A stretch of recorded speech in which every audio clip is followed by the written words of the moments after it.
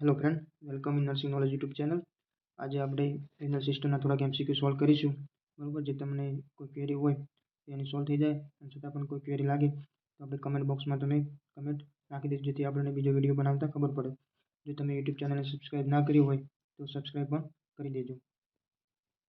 તો આપણે શરૂ કરીએ હવે એમસીક્યુ.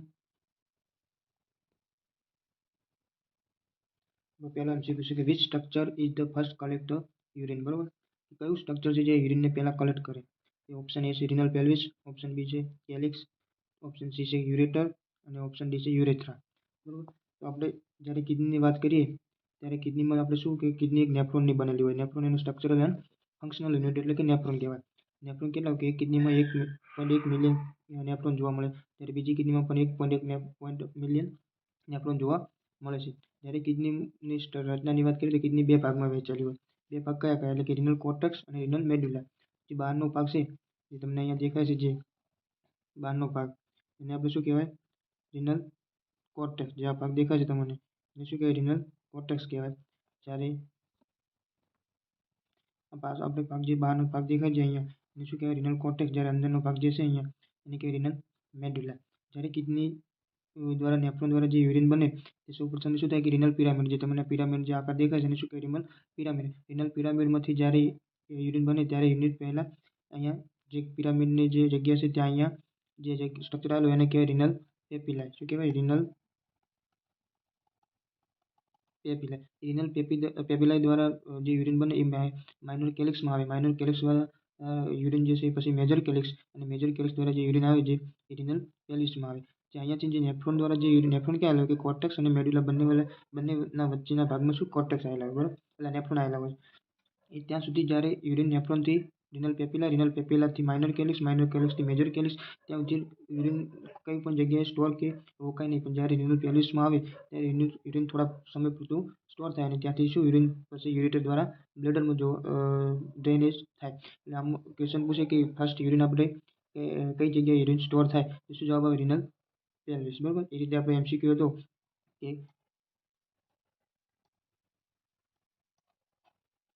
આપણે એમસીક્યુ હતો કે which structure is the first collect urine. આપણો જવાબ શું આવશે? રિનલ પેલ્વિસ. જે રિનલ પેલ્વિસ જે છે એટલે આપણો એ ઓપ્શન આમાં જવાબ આવશે. બરાબર, રિનલ પેલ્વિસ જે સ્ટ્રક્ચર છે ત્યાં રિનલ એટલે યુરિન સ્ટોર થાય. જ્યારે કેલિક્સમાં યુરિન ક્યારે આવે કે પહેલાં કેલિક્સ બે પ્રકારના, માઇનર કેલિક્સ અને મેજર કેલિક્સ. માઇનર કેલિક્સમાંથી યુરિન મેજર કેલિક્સમાં આવે, મેજર કેલિક્સમાંથી યુરિન રિનલ પેલ્વિસમાં આવે, અને રિનલ પેલ્વિસ દ્વારા યુરિન જે છે યુરેટર દ્વારા બ્લેડરમાં જાય. બરાબર, એટલે ઓપ્શન આપણો એ રાઈટ આન્સર. બીજો આપણે ક્વેશ્ચન જોઈએ. બીજો ક્વેશ્ચન છે each minor calyx receive urine from the ખાલી જગ્યા. એટલે કે દરેક માઇનર કેલિક્સ હોય એ કેટલા કઈ જગ્યાએથી યુરિનને રિસીવ કરે છે? તો ઓપ્શન છે renal papilla, renal પેલ્વિસ, option સીમાં ureter અને કોલન. તો આપણે આગળ જોયું કે આપણે ફર્સ્ટ સ્ટ્રક્ચર શું આવે? એ ફર્સ્ટ સ્ટ્રક્ચર આપણે શું આવે કે રિનલ પિરામિડ. રિનલ પિરામિડ જ્યાં પતે તે એક સ્ટ્રક્ચર આવે જેને રિનલ આપણે પેપિલા કહીએ. શું કહીએ? રિનલ પેપિલા. જે રિનલ પેપિલા દ્વારા યુરિન ક્યાં? રિનલ પેપિલા દ્વારા યુરિન માઇનર કેલિક્સમાં આવે, માઇનર કેલિક્સથી મેજર કેલિક્સ અને રિનલ પેલ્વિસ. તો આપણે ક્વેશ્ચનમાં પૂછ્યું કે ઇચ માઇનર કેલિક્સ, તો કે દરેક માઇનર કેલિક્સ યુરિન ક્યાંથી રિસીવ કરે? તો આપણો આન્સર શું આવે? રિનલ પેપિલા. એવું પૂછ્યું કે રિનલ પેપિલા યુરિન ક્યાંથી? તો કે નેફ્રોનમાંથી. બરાબર, કલેક્ટિંગ ડક્ટ દ્વારા જે મેડ્યુલા આપણે જે પિરામિડ, રિનલ પિરામિડ હોય તે આવેલા હોય. નોર્મલી આપણે જોઈએ તો કે નોર્મલી કેટલા હોય તો કે 12થી 16 રિનલ પિરામિડ જોવા મળે. કેટલા? 12થી 16 રિનલ પિરામિડ જોવા મળે. જેટલા રિનલ પિરામિડ હોય એટલી જ રિનલ પેપિલા જોવા મળે, અને રિનલ પેપિલા જેટલી હોય એટલા માઇનર કેલિક્સ જોવા મળે. બરાબર, એ રીતે સંખ્યામાં હોય છે. એટલે આપણો આન્સર આમાં શું આવશે? આપણો આન્સર છે ઇચ માઇનર કેલિક્સ. એ દરેક minor calyx receive urine from the ખાલી જગ્યા. તો આપણે શું કે માઇનર કેલિક્સ ક્યાંથી યુરિનને રિસીવ કરે? તો કે રિનલ પેપિલાથી. આપણો જવાબ શું બનશે અહીંયા? એ કે દરેક પહેલાં આપણે નેફ્રોનમાંથી જે નેફ્રોન ક્યાં આવેલા હોય? રિનલ કોર્ટેક્સ અને રિનલ મેડ્યુલામાં. રિનલ મેડ્યુલામાં શું આવેલું હોય કે જે આપણે પિરામિડ કહીએ. પિરામિડ દ્વારા યુરિન પિરામિડમાંથી ક્યાં આવે કે રિનલ પેપિલા. રિનલ પેપિલામાંથી યુરિન ક્યાં જાય? તો કે માઇનર કેલિક્સમાં. અને માઇનર કેલિક્સમાંથી યુરિન ક્યાં જાય? તો major કેલિક્સ.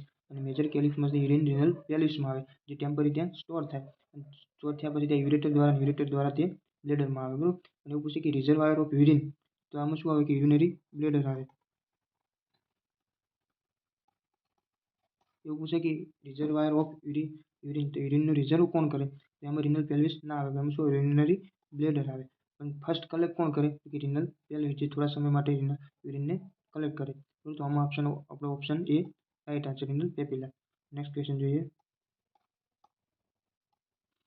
The renal pyramid are located in the renal pyramid જે આપણે વાત કરી કે રિનલ પિરામિડ જે પિરામિડ શેપના હોય તે કઈ જગ્યાએ લોકેટેડ હોય છે, બરાબર. Option A column, option B pelvis, option C medulla અને ઓપ્શન ડી કોર્ટેક્સ. આપણે જ્યારે જોઈએ કે કિડની બે સ્ટ્રક્ચર બનેલું હોય, પહેલું સ્ટ્રક્ચર કયું કિડનીનું, તો કે રિનલ કોર્ટેક્સ, બરાબર. જ્યારે બીજું સ્ટ્રક્ચર કયું આવે તો કે રિનલ મેડ્યુલા. જે મેડ્યુલા જે છે એ ઇનર કહેવાય, બરાબર, ઇનર. જે હાર્યું છે કેવું સ્ટ્રક્ચર છે, આઉટર સ્ટ્રક્ચર છે, બરાબર. જે આઉટર બહારની બાજુ હોય એને કહેવાય રિનલ કોર્ટેક્સ, અને અંદરનું જે લેયર હોય એને અંદરનો જે ભાગ હોય એને રિનલ મેડ્યુલા કહેવામાં આવે. આપણે જોઈ લઈએ.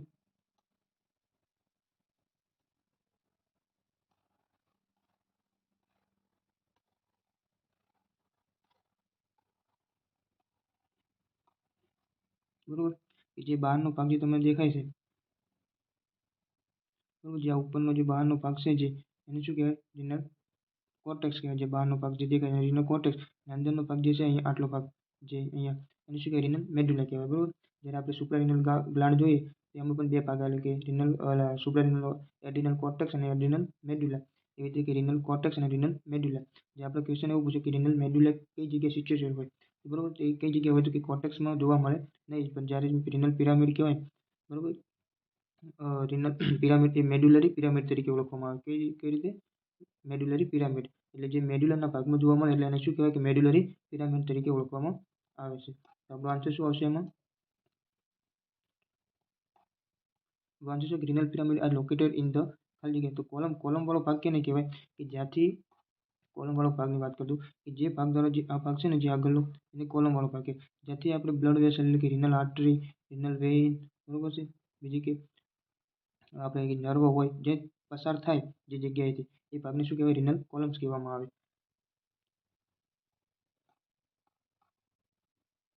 એ ભાગને રિનલ કોલમ્સ કહેવાય. રિનલ પેલ્વિસની આપણે વાત કરી કે જ્યાં ફર્સ્ટ યુરિન કલેક્ટ થાય સ્ટોર, બરોબર. અને કોર્ટેક્સ અને મેડ્યુલા બે શું છે, પાર્ટ છે. તો રિનલ પિરામિડ ક્યાં હોય, આપણે રિનલ પિરામિડ ક્યાં હોય તો કે મેડ્યુલામાં. આપશે ઓપ્શન શું આવશે, સી આન્સર, કે રિનલ પિરામિડ જે છે એ રિનલના મેડ્યુલા વાળા ભાગમાં જોવા મળે છે.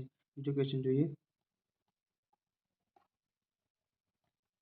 The striated appearance of the pyramid is caused by. Renal પિરામિડનો નોર્મલ આપણે આકાર જોઈએ તો કેવો સ્ટ્રેટ એટલે કે પિરામિડ જેવો શેપ હોય છે, બરોબર.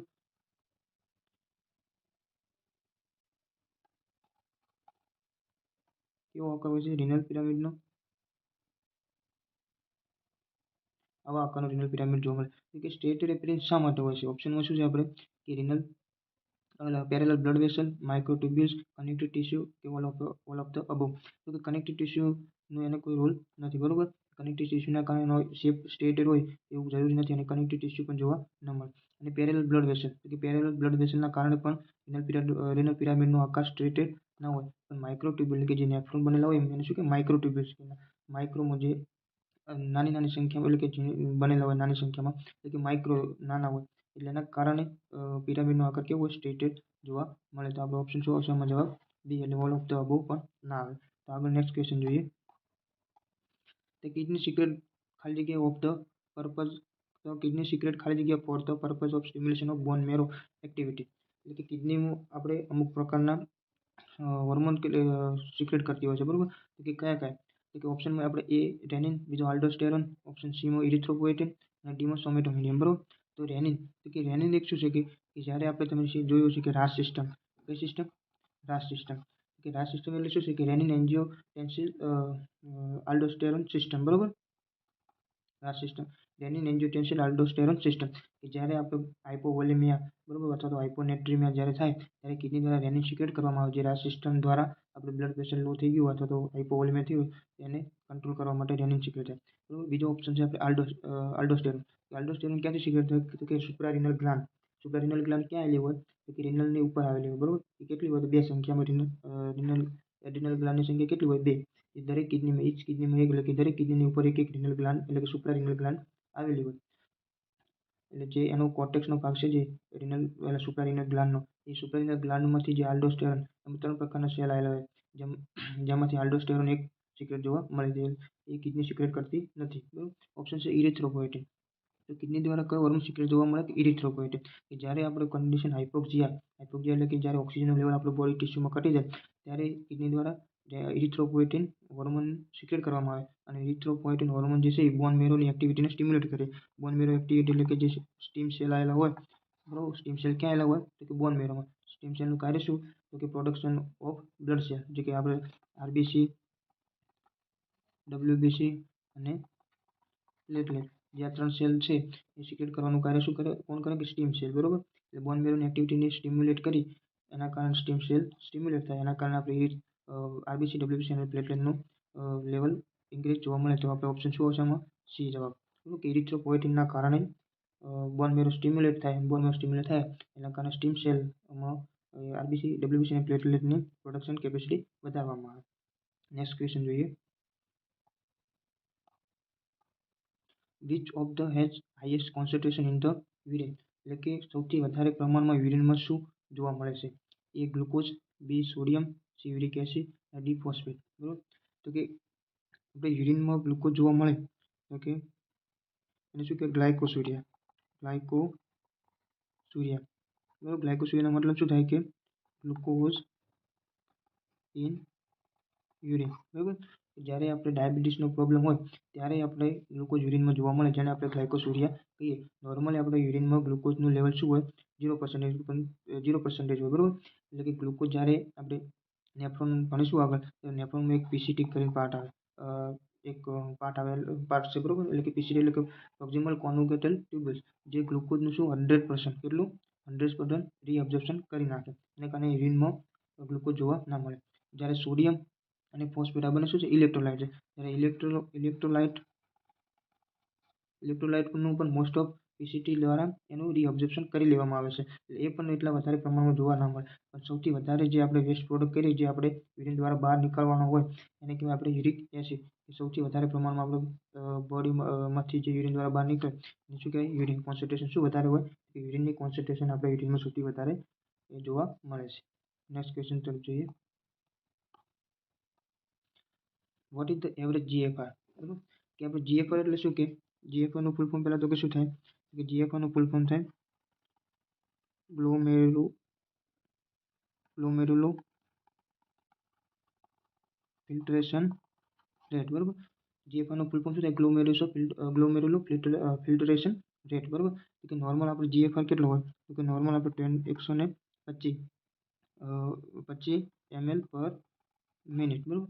125 ml પર મિનિટ આપણું નોર્મલ જીએફઆર જોવા મળે છે. બરાબર. તો હવે આપણે ઓપ્શનમાં શું કે લીટરમાં આવેલ છે અને પર ડેમાં આવેલ છે. આપણે મિનિટનું પૂછવું હોય તો 1 મિનિટમાં આપણને કેટલો જોવા મળે? 125 ml પર મિનિટ. પણ આપણે ડેમાં કાઢીએ તો કેટલો થાય?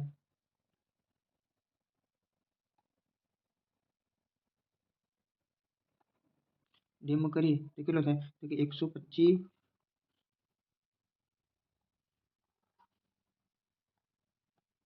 બરાબર. કેટલો થાય? તો કે 125 આપણે ml પર મિનિટનો છે. બરાબર. 1 મિનિટમાં 125 ml. તો આપણે પહેલાં ટોટલ આપણે 60 મિનિટ એટલે કે કલાકનું કરવું પડે. બરાબર. તો 125 ગુણ્યા 60 તો કેટલું થાય? 125 ગુણ્યા 60 એટલે તમે ગણો તો કે 7500. બરાબર. આ 7500 કેટલાનું આવ્યું? કલાકનું. બરાબર. એટલે કે 7500 ml પર કલાક આપણો જીએફઆર થાય. આપણે પૂરા દિવસનું ગણવાનું છે. પૂરા દિવસનું એટલે કે 24 કલાકનું. તો 7500 ગુણ્યા 24 એટલે કે 24 કલાકનું. બરાબર. એટલે 24 કલાકનું ગણશું એટલે બરાબર 1,80,000 ml આવશે. આ શું આવ્યું? આપણે ml પણ પર ડેનું. 1,80,000 ml ને આપણે લીટરમાં ફેરવીએ તો 180 લીટર થાય. બરાબર. એટલે આપણો ઓપ્શન પ્રમાણે જવાબ શું આવે? તો કે 10 લીટર. તો કે બહુ ઓછું કહેવાય. બરાબર. બહુ એટલે બહુ 1500 ml પર ડે. તો કે 1500 ml પર ડે તો આપણે આ શું છે? યુરિન આઉટપુટ છે. જ્યારે એવું પૂછે કે નોર્મલ યુરિન આઉટપુટ કેટલો હોય? તો કે 1500 ml પર ડેનો યુરિન આઉટપુટ જોવા મળે. 1 ml per day. 1 ml per day ને પણ 1 ml પર મિનિટ આપણે યુરિન બને. કેટલું બને યુરિન? 1 ml પર 1 મિનિટ. 1 મિનિટમાં 1 ml યુરિન બને. બરાબર. આપણે જીએફઆર પૂછ્યું કે જીએફઆર ગ્લોમેરુલો ફિલ્ટરેશન રેટ તો આપણે કેટલો આવશે? 180 લીટર પર ડે. નોર્મલી ખબર હોવી જોઈએ કે આપણે નોર્મલી કેટલો જીએફઆર છે? 125 ml પર મિનિટ છે. બરાબર. 125 ને આપણે શું કરવાનું? તો કે પહેલાં આપણે 60 વડે ગુણવાના એટલે કે કલાકનો કાઢવાનો. કલાકનો આપણે GFR કાઢીએ તો કેટલો આવે? આપણે કલાકનો કાઢીએ તો 7500 ml. બરાબર, આ કલાકનો તો 7500 ml. 7500 ml ને આપણે કલાકમાં કાઢીએ તો પછી એને 24 વડે ગુણવાના એટલે કે 24 એટલે કે આપણે આખા દિવસનો એટલે કે 24 કલાકનો કાઢીએ તો 1,80,000 ml માં આવે. જ્યારે આપણે એને લીટરમાં કરીએ તો 180 લીટર પર ડે આપણે જોવા મળે. નેક્સ્ટ ક્વેશ્ચન જોઈએ. Which of the following is not one of the three external covering of the kidney? એટલે ક્વેશ્ચન એવું પૂછવા માંગે કે આમાંથી 3 એવા એક્સટર્નલ કવરિંગ છે જે કિડની ઉપર જોવા મળે છે પણ એક અંદરથી નથી. તો આપણો ઓપ્શન શું છે? એ રિનલ કેપ્સ્યુલ, બીજો છે એડિપોઝ ટિશ્યુ, ત્રીજું છે રિનલ એડવેન્ટિયા અને ચોથું છે રિનલ ફેસિયા. હવે આમાં જવાબ શું આવે એ આપણે જોઈએ. કે નોર્મલી આપણે જે બહાર 3 લેયર છે બરાબર, કયું લેયર? તો કે રિનલ કેપ્સ્યુલ, એડિપોઝ ટિશ્યુ અને આઉટર લેયર કયું? રિનલ ફેસિયા, જે સૌથી બહારનું હોય. જે આઉટર જે રિનલ ફેસિયા જે છે એ રિનલને પ્રોટેક્ટ અથવા તો સિચ્યુએશન બનાવવાનું, એક જગ્યાએ ફિક્સ એટલે બરાબર એક જગ્યાએ રિનલ જેની પોઝિશન છે પોઝિશન માટે કયું લેયર જવાબદાર હોય? તો પોઝિશન માટે રિનલ ફેસિયા એ રિનલની જે પોઝિશન છે મેન્ટેન રાખવા માટે. બરાબર, એડિપોઝ ટિશ્યુ અને રિનલ કેપ્સ્યુલ જે કે આ સૌથી ઇનર લેયર છે. બરાબર, આ ઇનર લેયર છે જે આપણે કિડનીને શું કરવાનું કાર્ય કરે છે? જે કે પ્રોટેક્શન માટેનું કાર્ય કરે છે. બરાબર, આ પ્રોટેક્શન માટેનું અને વચ્ચેનું મિડલ લેયર શું કહે છે? એડિપોઝ ટિશ્યુ અથવા એડિપોઝ કેપ્સ્યુલ. આપણે ઓપ્શનમાં જોઈએ કે રિનલ કેપ્સ્યુલ તો કે સૌથી ઇનર લેયર કહેવાય, એડિપોઝ ટિશ્યુ કે મિડલ લેયર કહેવાય અને રિનલ ફેસિયા જે સૌથી બહારનું જે રિનલની પોઝિશન મેન્ટેન રાખવા માટે જવાબદાર છે. પણ રિનલ એડવેન્ટિયા કે આવું કોઈ પણ પ્રકારનું લેયર જોવા મળતું નથી. તો આપણો રાઈટ આન્સર શું આવશે? સી. આમાં શું થાય કે રિનલ ત્રણેય રિનલ લખેલું હોય એટલે આપણને એવું લાગે કે એડિપોઝ ટિશ્યુ જોવા મળશે નહીં. અને એડિપોઝ ટિશ્યુ એટલે કે મિડલ લેયર કહેવાય. તો રિનલના પાર્ટ પૂછે તો રિનલના પાર્ટ બે આવે, રિનલ કોર્ટેક્સ અને બીજો પાર્ટ આવે રિનલ મેડ્યુલા. બરાબર, લેયર કવરિંગ પૂછે. આ શું? ત્રણેય કવરિંગ છે. રિનલ કેપ્સ્યુલ એક કવરિંગ છે કે જે સૌથી ઇનર અંદરની બાજુનું છે, બીજું છે એડિપોઝ ટિશ્યુ અને રિનલ ફેસિયા જે સૌથી બહારનું લેયર છે. આનું કાર્ય શું છે? કે રિનલની પોઝિશન મેન્ટેન રાખવાનું. બરાબર, એટલે આનો આન્સર આવશે રિનલ સી, રિનલ એડવેન્ટિયા. બરાબર. Next question. External urethral sphincter is made up by. તો કે જે એક્સટર્નલ યુરેથ્રલ સ્ફિંક્ટર છે એ શેના બનેલા હોય? બરાબર, આપણે એક ઓપ્શનમાં છે smooth involuntary muscle, skeletal voluntary muscle, smooth voluntary muscle અને સ્કેલેટલ ઇનવોલન્ટરી મસલ. હવે આપણી બોડીમાં એટલે કે યુરિનરી સિસ્ટમના આપણે બે સ્ફિંક્ટર આવેલા હોય. એક ઇન્ટરનલ સ્ફિંક્ટર, પેલું કયું? ઇન્ટરનલ અને બીજું કયું? એક્સટર્નલ. બરાબર, ઇન્ટરનલ સ્ફિંક્ટર અને એક્સટર્નલ સ્ફિંક્ટર તો બંને આવેલા ક્યાં હોય? આપણે આકૃતિ દ્વારા જોઈએ તો કે જ્યાં આ બંને ઉપર શું છે? બંને યુરેટર છે. બરાબર, જે કિડનીમાંથી યુરિનને ડ્રેન કરીને બ્લેડરમાં લાવવાનું કાર્ય કરે છે.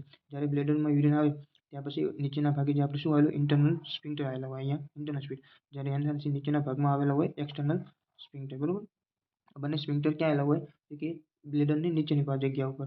ઇન્ટરનલ સ્ફિંક્ટર અને એક્સટર્નલ સ્ફિંક્ટર, આમાંથી જે એક્સટર્નલ સ્ફિંક્ટર હોય એ પહેલી વાત કે આપણે વોલન્ટરી હોય કે જ્યારે આપણને આપણી અર્જ મુજબ આપણે યુરિન પાસ આઉટ કરીએ એટલે કે જે આપણા હાથના કંટ્રોલમાં હોય. બરાબર, એટલે કે વોલન્ટરી હોય. ઇનવોલન્ટરીનો મતલબ શું હોય? કે જે આપણા હાથમાં ના હોય. બરાબર, ઓટોમેટિક ક્રિયા થતી હોય અને કહેવાય ઇનવોલન્ટરી. એટલે આમાંથી પહેલા બે ઓપ્શન એવા ઉડાડી દો કે જે ઇનવોલન્ટરી છે. એટલે એક્સટર્નલ પૂછવું છે એટલા માટે. ઇન્ટરનલ પૂછવું હોય તો ઇન્ટરનલ કેવા આવે? ઇનવોલન્ટરી, કે જે આપણે ઇન્ટરનલ સ્ફિંક્ટર જે આપણા હાથમાં ના એટલે કે આપણે જે રીતે ઈચ્છીએ તે રીતે ના કરી શકીએ. બરાબર, પણ જ્યારે એક્સટર્નલ સ્ફિંક્ટરની વાત આવે તો એક્સટર્નલ સ્ફિંક્ટરમાં આપણે જ્યારે આપણે યુરિન અર્જન્સી થાય ત્યારે આપણે થોડો સમય વેઇટ કરી અને એ પ્રમાણે આપણે યુરિન પાસ આઉટ કરી શકીએ. એટલે એ આપણા હાથમાં કહેવાય, કંટ્રોલમાં કહેવાય. જ્યારે ઇનવોલન્ટરી એટલે કે કંટ્રોલમાં ન હોય. એટલે કે જે સ્મૂથ ઇનવોલન્ટરી મસલ એમાં સ્કેલેટલ વોલન્ટરી. બરાબર, એટલે કે ઇનવોલન્ટરી ના આવે. ઇનવોલન્ટરી એટલે કે ઇન્ટરનલ આવે. બરાબર, અને બીજું ઇનવોલન્ટરી એટલે સ્કેલેટલ. ડી ઓપ્શનમાં છે સ્કેલેટલ ઇનવોલન્ટરી. જ્યારે આ બંને ઓપ્શનમાં આવે તો કે જે સ્કેલેટલ મસલ છે આપણે જવાબ શું બનશે? સ્કેલેટલ વોલન્ટરી મસલ એટલે કે બી. બરાબર, એટલે કે જે એક્સટર્નલ સ્ફિંક્ટર જે હોય આપણા એ શું હોય? સ્કેલેટલ મસલના બનેલા હોય અને વોલન્ટરી હોય. સ્કેલેટલ મસલ એટલે કે કોણ આપણે ઈચ્છા મુજબ આપણે સ્કેલેટલ મસલને કંટ્રોલ કરી શકીએ એ રીતે. જ્યારે ઇન્ટરનલ મસલ પૂછાય કે ઇન્ટરનલ કઈ રીતે હોય? ઇન્ટરનલ સ્ફિંક્ટર, તો ઇન્ટરનલ સ્ફિંક્ટર કયા હોય? તો ઇનવોલન્ટરી હોય, કે જે ઓપ્શન એ છે આપણા એ કયું છે? ઇન્ટરનલ સ્ફિંક્ટર. બરાબર, એટલે આપણો ઓપ્શન શું આવશે આમાં? બી. જે એક્સટર્નલ સ્ફિંક્ટર છે એ સ્કેલેટલ વોલન્ટરી મસલ હોય. બરાબર, કે જે સ્કેલેટલ મસલના બનેલા હોય અને વોલન્ટરી એટલે કે આપણા કંટ્રોલમાં હોય. આ રીતે તમે જોયું કે શું છે, આ યુરિનરી બ્લેડર છે, બરાબર. યુરિનરી બ્લેડરની સંખ્યા કેટલી હોય તો કે આપણી બોડીમાં એક હોય કે જે યુરિનને રિઝર્વ કરવાનું કાર્ય કરે. યુરિનરી બ્લેડરની કેપેસિટી કેટલી હોય? કેપેસિટી કેટલી હોય તો કે 1 લિટરની, બરાબર. યુરિનરી બ્લેડરની રેન્જમાં પૂછીએ તો કે 800 થી 1000 ml, એટલે કે 800 થી 1000 ml ની હોય, પણ નોર્મલ 1 લિટરની એટલે કે 1000 ml ની કેપેસિટી જોવા મળે. હવે આપણો પ્રશ્ન આવ્યો, કિડની ટ્રાન્સપ્લાન્ટેશન ઇઝ એન, એટલે કે કિડની ટ્રાન્સપ્લાન્ટેશન એક્ઝામ્પલ શેનું છે? ઓપ્શન છે ઓટોગ્રાફ્ટ, હોલોગ્રાફ્ટ, આઇસોગ્રાફ્ટ અને હિટેરોગ્રાફ્ટ. આપણે પહેલાં ખબર હોવી જોઈએ કે આઇસોગ્રાફ્ટ એટલે શું, ઓટોગ્રાફ્ટ એટલે શું, હોલોગ્રાફ્ટ એટલે શું અને હિટેરોગ્રાફ્ટ. ઓટોગ્રાફ્ટ એટલે શું? ઓટોગ્રાફ્ટ એટલે કે આપણે ખુદની, બરાબર, ઓન એટલે કે પોતાની જાતે જ પોતાની બોડીમાં આપણે કોઈ પણ ગ્રાફ્ટ કરાવીએ, ટ્રાન્સપ્લાન્ટ કરીએ, એને કહેવાય ઓટોગ્રાફ્ટ. કારણ કે આપણે કોઈ પણ બંધ થઈ કોઈ પણ ઓપરેશન કર્યું આમાં સ્ક્રીન ગ્રાફ્ટ મૂકવાની જરૂર પડે તો આપણે થાઈ દ્વારા ગ્રાફ્ટ લઈ અને તે જગ્યાએ લગાવી શકીએ, એટલે કે ખુદ પોતાનો ગ્રાફ્ટ, બરાબર, એને કહેવાય ઓટોગ્રાફ્ટ. જ્યારે હોલોગ્રાફ્ટનું બીજું નામ શું છે તો કે હોમોગ્રાફ્ટ. હોલોગ્રાફ્ટને બીજા કયા નામે ઓળખવામાં આવે? હોમોગ્રાફ્ટ, બરાબર. એટલે કે હોલોગ્રાફ્ટ ઓલ્સો નોન એઝ હોમોગ્રાફ્ટ. આ શું કહેવાય કે આમાં આપણે જે સ્પેસીસ જે હોય એ એનું શું હોય? સેમ હોય, કે સેમ સ્પેસીસ, બરાબર.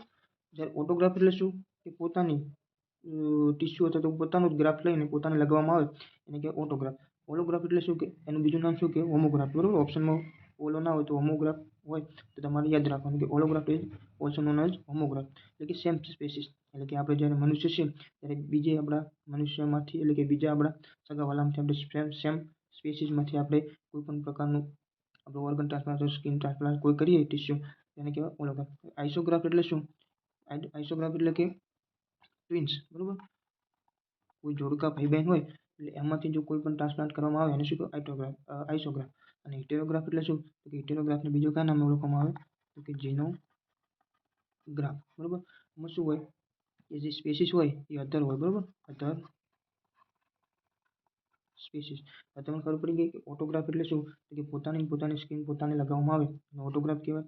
હોલોગ્રાફ એટલે શું? હોલોગ્રાફનું બીજું નામ શું કે હોમોગ્રાફ. સેમ સ્પેસીસ એટલે કે સેમ સ્પેસીસ એટલે કે આપણે મનુષ્ય આપણે છે, આપણે બીજા મનુષ્યમાંથી જે આપણે ગ્રાફ્ટ અથવા તો કોઈ ઓર્ગન ટ્રાન્સફર કરીએ એને શું કહેવાય? હોલોગ્રાફ. આઇસોગ્રાફ એટલે કે ટ્વિન્સ, જે બાળકો જોડિયા જન્મ્યા હોય એ બે ભાઈ બહેન અથવા તો બંને બહેન હોય કે બંને ભાઈઓમાંથી જો કોઈ ટ્રાન્સફર કરવામાં આવે તો એને કહેવાય આઇસોગ્રાફ. અને હિટેરોગ્રાફ્ટ એટલે શું? એનું બીજું કયું નામ છે કે જીનોગ્રાફ. અને જીનોગ્રાફ્ટ એટલે કે અધર સ્પેસીસ, એટલે કે કોઈ પ્રાણીમાંથી, બરાબર છે, કોઈ પ્રાણીમાંથી લઈ અને આપણે મનુષ્યમાં લગાવવામાં આવે અને હિટેરોગ્રાફ્ટ તરીકે ઓળખાય. તો કિડની ટ્રાન્સપ્લાન્ટ એક કેવું ઉદાહરણ છે કે કિડની આપણે પોતાની આપણે લગાવી શકીએ નહીં, બરાબર. પોતાની કિડની આપણે ફેલ હોય ત્યારે જ આપણે બીજાની કિડનીને આપણે ટ્રાન્સપ્લાન્ટ કરાવતા હોઈએ, એટલે ઓટોગ્રાફ્ટ ના, બરાબર. એટલે આપણો ઓપ્શન શું આવશે? હોલોગ્રાફ્ટ, બરાબર. હોલોગ્રાફ એટલે કે બીજા આપણે સેમ સ્પેસીસની, બરાબર. એટલે કે આઇસોગ્રાફ્ટ આપણે મોસ્ટ ઓફ લઈએ છીએ, બરાબર. અને આપણે હોલોગ્રાફ્ટ હોય તો આપણે ઓપ્શન પ્રાયોરિટી પ્રમાણે હોલોગ્રાફ્ટ ટીક કરવાનું, બરાબર. જ્યારે ઓપ્શન ડીમાં હિટેરોગ્રાફ્ટ એટલે કે પ્રાણીમાંથી કિડની લઈને આપણામાં ટ્રાન્સફર થઈ શકે નહીં, તો આપણો આન્સર શું આવશે કે બી, હોલોગ્રાફ્ટ. Bruit in the fistula can be checked by. Bruit એક શું છે કે એવી ફિસ્યુલા છે, બરાબર. જ્યારે આપણે ડાયાલિસિસ કરાવવાનું હોય ત્યારે આપણામાં એવી ફિસ્યુલા કે આર્ટરીઓ વેનની જે ફિસ્યુલા બનાવવામાં આવે એને કે એવી ફિસ્યુલા, બરાબર. એટલે કે બ્રુટ ફિસ્યુલા જે છે એ આપણે નોર્મલી સાઉન્ડ દ્વારા ચેક કરી શકીએ, બરાબર. એટલે આપણો ઓપ્શન આવશે સી, કે જે સાઉન્ડ દ્વારા આપણે એને ઓપ્શન પ્રશ્નમાં થોડી ભૂલ છે, મિનિસ્ટરિંગ ના આવે પણ મોનિટરિંગ, બરાબર, મોનિટરિંગ. એટલે કે bruit in the fistula can be checked by monitoring, કે કઈ રીતે મોનિટર કરો તેનું સાઉન્ડ સાંભળવામાં આવે, બરાબર. જ્યારે એક બીજી થ્રિલ ફિસ્યુલા આવે, બરાબર, થ્રિલ ફિસ્યુલા એ ફીલ કરવાનું, એ ફીલ દ્વારા આપણને ખબર પડે. જ્યારે બ્રુટ ફિસ્યુલા છે એ આપણે સાઉન્ડ દ્વારા એને મોનિટર કરતા એટલે કે ચેક કરતા હોઈએ છીએ. નેક્સ્ટ ક્વેશ્ચન છે increase the nitrogenous substance in blood, એટલે કે નાઇટ્રોજન જે સબસ્ટેન્સ હોય એ આપણા બ્લડમાં વધી જાય એને શું કહેવાય તો કે એઝોટોકેરિયા, આવો કોઈ શબ્દ નથી, એઝોટેમિયા, બરાબર. બીજું છે સ્ટેટોરિયા અને મેલેના, કે જ્યારે સ્ટૂલમાં બ્લડ આવે, બરાબર, સ્ટૂલમાં બ્લડ એને આપણે શું કહીએ છીએ? મેલેના, બરાબર. પછી સ્ટેટોરિયા અને એઝોટેમિયા, તો કે વ્હાઇટ સ્ટૂલ, બરાબર.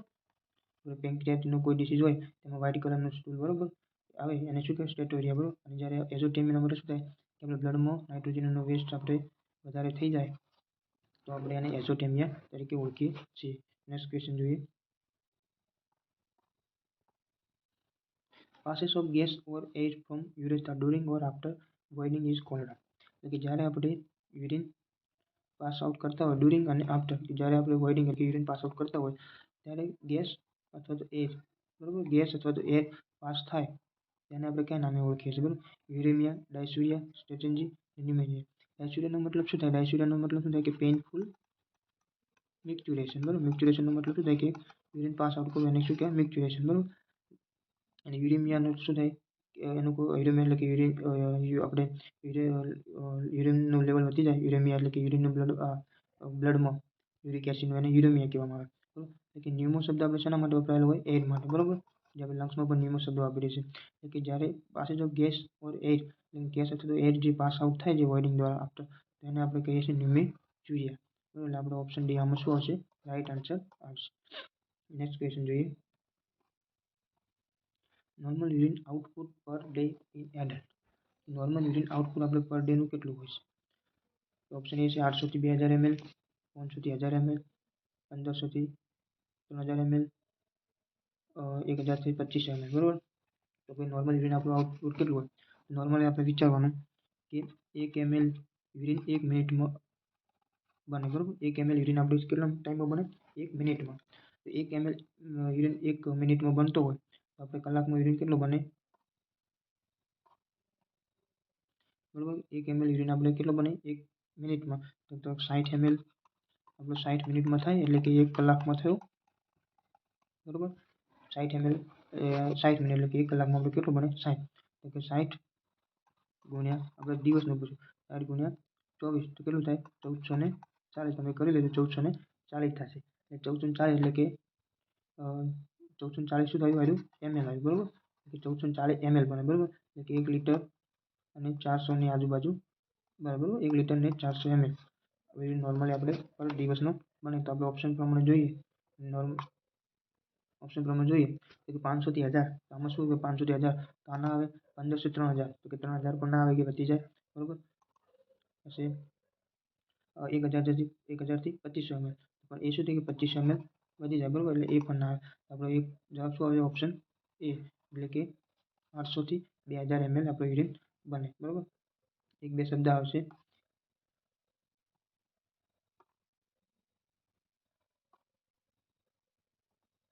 એક આપણે શબ્દ આવે oligo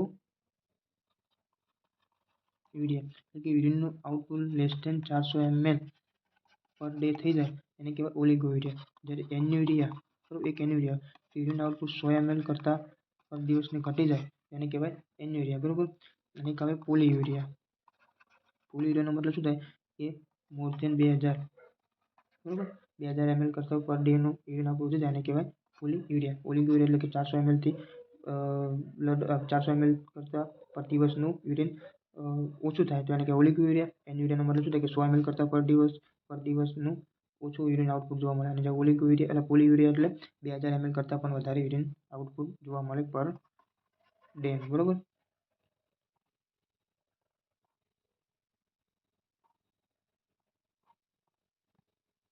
inclined with the diabetic insipidus uric specific gravity will be. એક ડાયાબિટીક ઇન્સિપિડન્સ. બરાબર, ડાયાબિટીક ઇન્સિપિડન્સ એક ડિસીઝ છે. બરાબર, જે આપણે એન્ડોક્રાઇન સિસ્ટમનો ડિસીઝ છે. બરાબર, એન્ડોક્રાઇન સિસ્ટમનો ડિસીઝ છે કે જ્યારે એડીએચ હોર્મોનમાં પ્રોબ્લેમ જોવા મળે. એડીએચ એટલે કે એન્ટી ડાયાબિટીક હોર્મોન કોણ સિક્રેટ કરે? તો કે હાઇપોથેલેમસ. એડીએચ હોર્મોનનું સિક્રેશન કોણ કરે?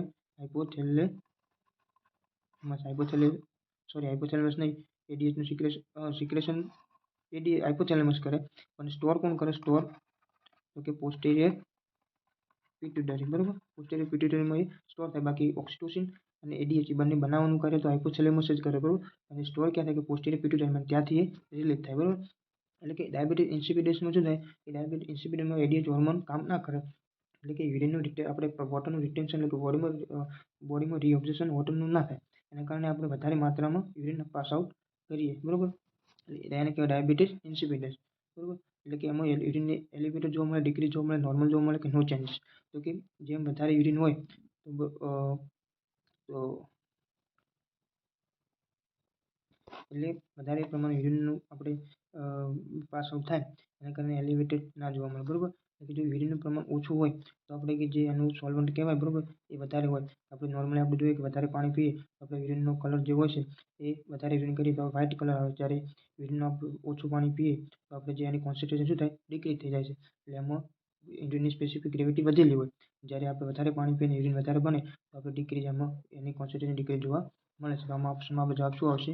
ડી, કે યુરિનની સ્પેસિફિક ગ્રેવિટી હોય એ ડિક્રીઝ જોવા મળે છે. આગળ જોઈએ આપણે. નંબર છે juxtaglomerular cell of renal cortex synthesis of hormone cholera. તો કે જે આપણે renal એક જીજી એપરેટસ આવેલું હોય, બરાબર.